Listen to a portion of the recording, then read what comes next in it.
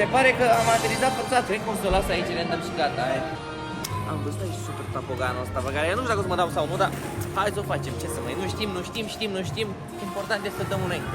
Și că suntem nehotărâți în viață, copii, oameni buni, este important să luăm acțiune, să luăm atitudine. Așa că vom lua atitudine în tapogan. Haideți cu mine! Bravo, ce crezi? E realistic, așa e. Poate să ține cameramanul pasul cu mine.